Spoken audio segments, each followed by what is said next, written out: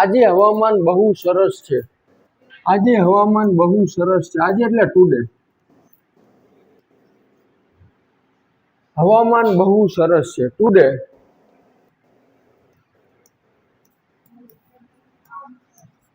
Weather is બહુ સરસ છે એટલે very nice.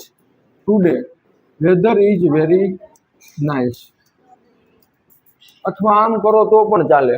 Weather is very nice today એટલે આજે હવામાન બહુ સરસ છે. સવારથી ધીમો વરસાદ પડી રહ્યો છે. સવારથી પડી રહ્યો છે ત્યારે સવારથી વરસાદ પડવાની ક્રિયા ચાલુ છે ત્યારે આપણે વરસાદ માટે ઇટ હેઝ બીન. સવારથી પડી રહ્યો છે ત્યારે આ ફોર્મ્યુલાનો ઉપયોગ કરવાનો. It has been. વરસાદ પડી રહ્યો છે એટલે વરસાદ એટલે રેઇનિંગ. પડી રહ્યો છે એટલે અહીંયા રેઇનિંગ આપણે કીધું. It has been રેઇનિંગ. ધીમો એટલે લાઇટલી. ધીમા માટે અહીંયા આપણે લાઇટલી શબ્દનો ઉપયોગ કરવાનો. It has been રેઇનિંગ lightly. સવારથી એટલે since morning. Since morning.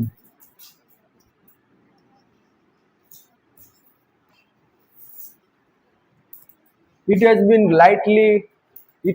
raining lightly since morning. સવારથી ધીમો વરસાદ પડી રહ્યો છે. હું મારા ઘરમાં રહીને ચા પી રહ્યો છું. હું મારા ઘરમાં રહીને ચા પી રહ્યો છું. ચા પીવાની ક્રિયા ચાલુ છે. હું મારા ઘરમાં રહીને. તો I am ઘરમાં રહીને એટલે staying at my home. I am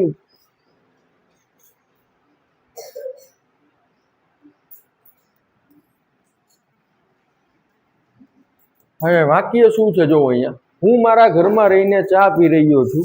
તો હું મારા ઘરમાં રહીને ચા પી રહ્યો છું. ચા પી રહ્યો છું એટલે આઈ am drinking T. I am drinking T. ચા પીવાની ક્રિયા ચાલુ છે એટલે આઈએનજી વાળું રૂપ ડ્રિંકનું. અને ટી એટલે ચા. આઈ એમ ડ્રિંકિંગ ટી. ઘરમાં રહીને એટલે હું મારા ઘરમાં રહીને. તો સ્ટેઇંગ રહેવું એટલે સ્ટે. સ્ટેનું આઈએનજી વાળું રૂપ અહીંયા મૂકવાનું છે. આઈ એમ ડ્રિંકિંગ ટી સ્ટેઇંગ. અને મારા ઘરમાં રહીને તો ઘરની આગળ એટ પ્રેપોઝિશન લાગે અને my home. At my home. હું મારા ઘરમાં રહીને ચા પી રહ્યો છું તો I am drinking tea staying at my home. Stay એટલે રોકાવું પણ થાય. એના પછી છે હું મારી બહેન સાથે રમવા જઈશ.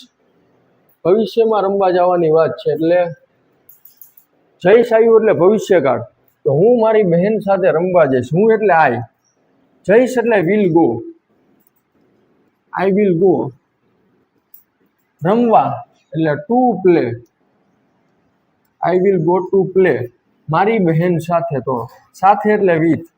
I will go to play with my sister. I will go to play with my sister એટલે હું મારી બહેન સાથે રમવા જઈશ. વરસાદમાં રમવું મને બહુ ગમે છે. એના પછીનું વાક્ય છે વરસાદમાં રમવું મને બહુ ગમે છે. વરસાદમાં રમવું મને બહુ ગમે છે. મને એટલે આઈ. વરસાદમાં રમવું મને બહુ ગમે છે. I like playing. રમવું એટલે પ્લેઇંગ. I like playing. અને વરસાદમાં એટલે in the rain. I like playing in the rain એટલે થાય મને વરસાદમાં રમવું બહુ ગમે છે. તો મિત્રો આવી રીતે અહીંયા આપણે 2 પેરેગ્રાફનું અંગ્રેજીમાં ટ્રાન્સલેટ કર્યું સાવ ઇઝીલી રીતે.